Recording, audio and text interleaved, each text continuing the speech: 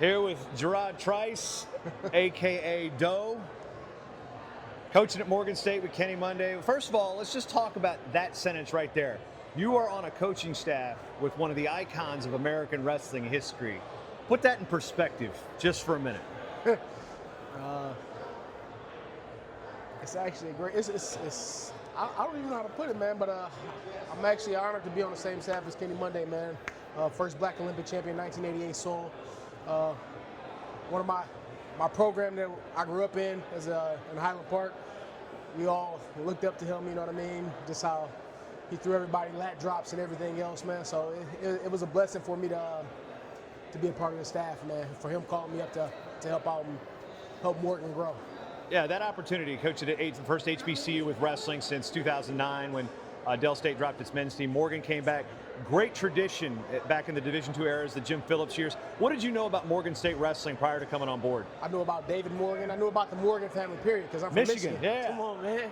I knew about Tyrone Logan, Pontiac guys. I knew about all the, most of the black wrestlers that were on that program back then were all from Michigan for the most part. So I knew about it, but the difference is between now and then is we're the only HBC with Division I wrestling, and it's pretty much an honor to help set this program up to grow and do better things. Here at the convention, and when it comes to being a young coach, in terms of not age-wise, but young in your coaching career, what have you gotten out of the convention?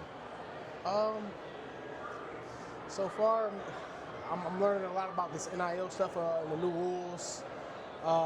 There's new 30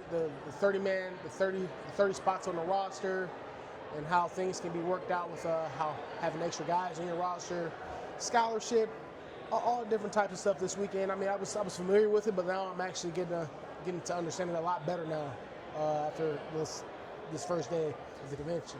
You look around, there's a lot of the older coaches, there's a leadership academy and things like that, and you get to be in an area with some colleagues that are not a competitive space, so you're not always just trying, I need to beat that coach, I need to beat that kid.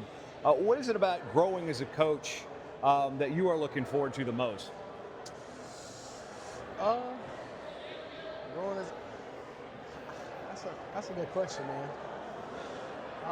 Probably, man, the most important thing to me, man, is actually helping a young man turn into men.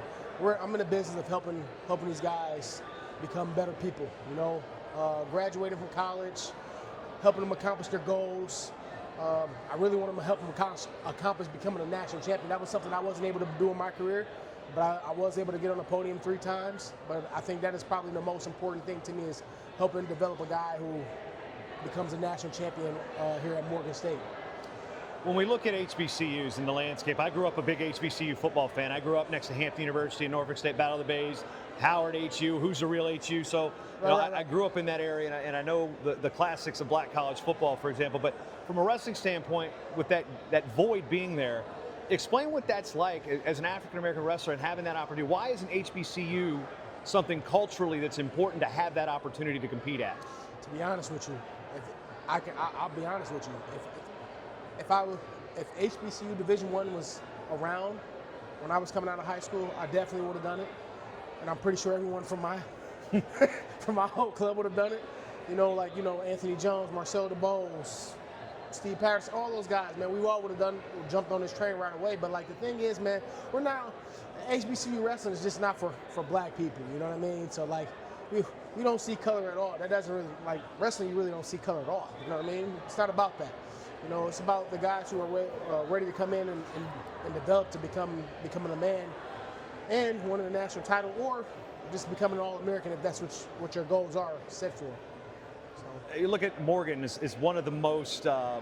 It's the hidden treasure. It's a hidden treasure. It's one, but in terms of the parlance of HBCUs, Howard, Morgan, Hampton University, the other HU, those are kind of like where I grew up. Those were the 3 in that Mid-Atlantic region that are they really when you talk HBCU sports, those are the 3 schools that come to mind. Right. Is there any pressure going into a Morgan State knowing it's the first program in a long time to give that opportunity to be that unique type of niche school and to succeed? It's not any pressure, man, but we know all eyes are on us, man. Everyone right now, they're coming in, a lot of schools, we started the youngest team a couple years ago in the NCAA. We started 8 out of 10 true freshmen. And then we came in a bad time, in my opinion, because of COVID. Some guys got 6th, 7th year, and we jumped right into the fire right away. And we're not shying away from any of that competition. And I see that like now, a lot of these teams are trying to jump on us early while we're young and we're still building. Like everyone's coming. If you look at our schedule this year, it's probably one of the. I can honestly say we're probably have one of the top 5 schedules in the country right now. If you go look at our schedule, we're not shying away from that. So we're coming in to compete with you guys, right? All the other schools right away. So we don't have any pressure. It's more pressure on those guys losing than us than it is them losing. You know what I mean? Opposite way. So. When looking at, Kenny Monday didn't lose a whole lot. You didn't lose a whole lot. Now you're coaching the team, a brand new team. You guys, you've done your share of losing. How hard is that for you to get past your desire to win and succeed to just like, okay, this is a process, but losing sucks, but losing is hard. And those first guys, they're gonna have to deal with that. They're gonna be the ones that build the program. So how do you relay like, okay, we're not used to this, and how have you learned to deal with it from your athletes? As a staff, we knew we were gonna take some losses early on, but the thing was, man, with our guys who came in, the best thing I can say about that our group of guys that we had that came in as a true freshman, even the 2 upperclassmen that we had, we got our butt kicked early on, but none of those guys like put their tail in between their legs and ran away. They all came back. We have a great group of guys who are all coachable.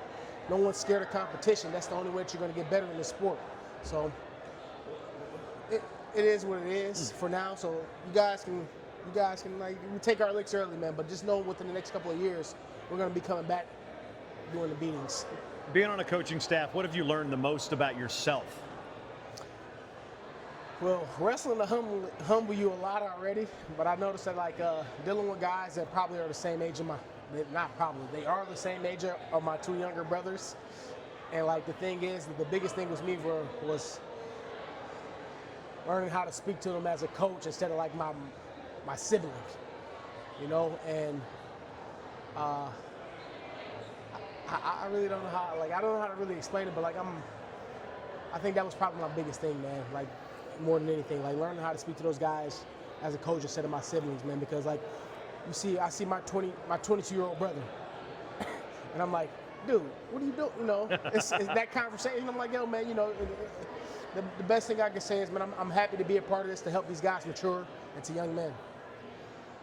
Lastly, you came through Central with a pretty good group, pretty interesting group. And back in the day, early Flow Wrestling era, there was a video with you and Scotty Sentes, and he's wearing his like Superman pajamas because he was like Super Sentes as always. It was a Kent State promo. Yeah, and so we've got you two that are from vastly different backgrounds being on the same team, 2 vastly bubbly personalities. But what's it like to see what Scotty had to navigate through, and then what he's being able to do now early on with Wrestlers in Business Network to help every program, and knowing that you guys were right there in the trenches together? Man, I'm happy for Scotty, man, and what he's doing right now, man. He took over that program after Colat, and he helped build in, man. They were basically in the same boat as us, taking those beatings early on, and then as they got better, you see that a lot of those guys avoided wrestling them in their schedules, So it is what it is, man. But I'm happy for Scotty, man, and what he has going on for himself. Now, finally circling back up with Morgan, what can we expect from Morgan State, Gerard Trice, Kenny Monday, and staff this year? Well, hopefully, man. You got a pretty good heavyweight you're working with too. Yeah, man. He got stubbed a little bit last year, But it is what it is. But hopefully, we get him on a podium this year. Our staff is strong. All of us wrestle every day, even Kenny. Everybody wrestles in our staff, on our whole entire staff. So he's still got that old man strength. I didn't say that, by the way. Oh, he's strong. Hey, Kenny's strong. I mean, he's not stronger than me, but he's strong. We'll leave it on that while you're still alive. All right, Doe, good seeing you as always. All right, man, nice to see you as well. My dog.